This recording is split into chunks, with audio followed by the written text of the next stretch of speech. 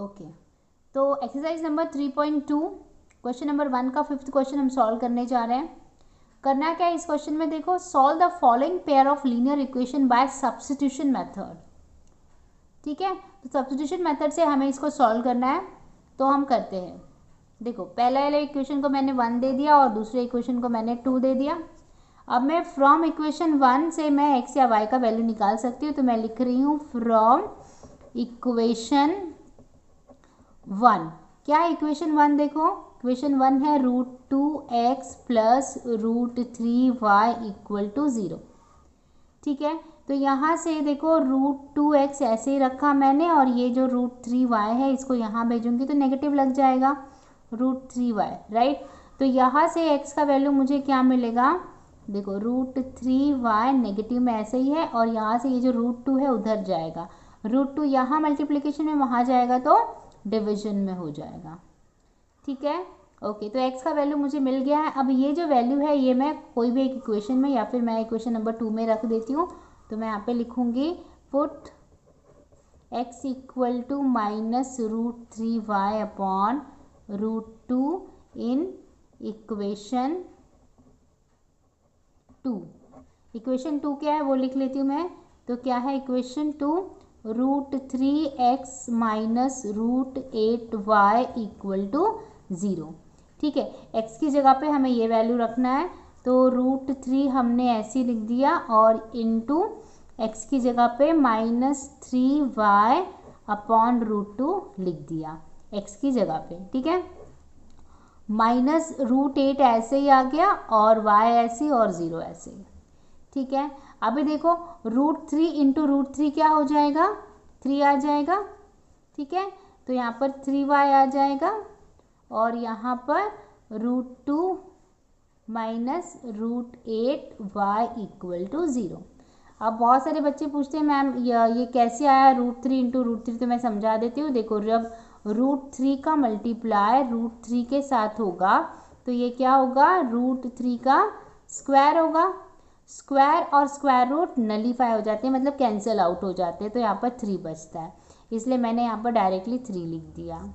ठीक है, अब क्या होगा यहाँ पे देखो हम लोग क्रॉस मल्टीप्लाई कर लेते हैं, तो ये हो जाएगा 3y minus √2 into √8y upon √2 equal to 0, right. तो ये हो जाएगा 3y माइनस, देखो यहाँ पे √2 इंटू √8 है तो ये √16 बन जाएगा,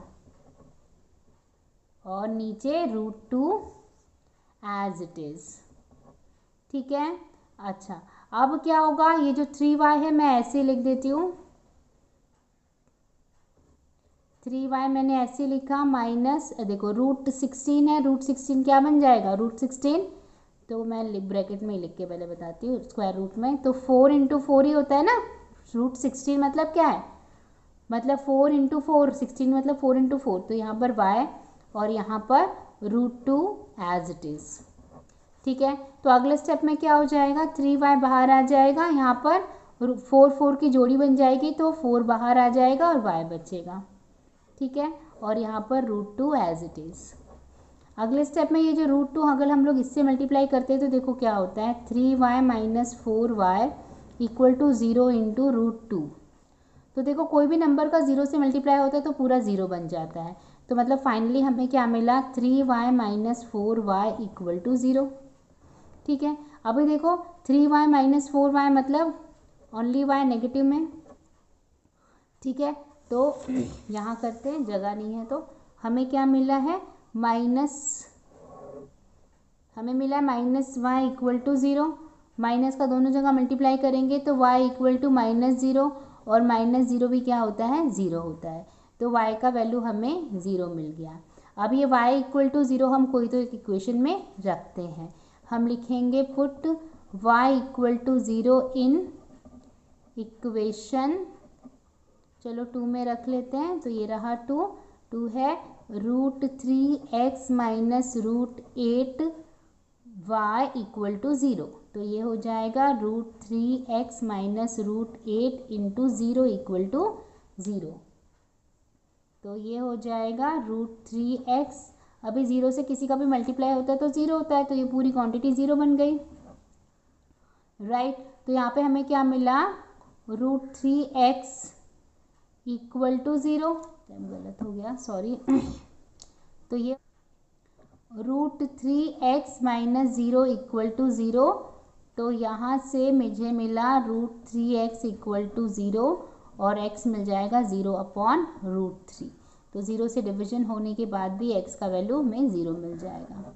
तो देयरफॉर फाइनली हमें क्या मिला, x equal to 0 and y equal to 0। तो ये हमारा सॉल्यूशन है। आई होप आपको समझ में आया है। Thank you for watching.